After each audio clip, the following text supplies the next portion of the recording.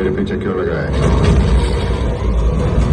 शाम के साये में वो आता है और रोशनी से पहले गायब हो जाता है। पर ये पता है, तुम 12 घंटों में जितने मिल सोए उससे कई ज्यादा हड्डियां वो तोड़ चुका है।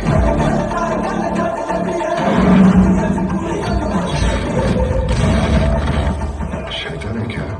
नहीं, शैतान नहीं। तो भगवान है। मैं जाट हूं। सर कटने के बाद भी हाथ हथियार नहीं छोड़ता।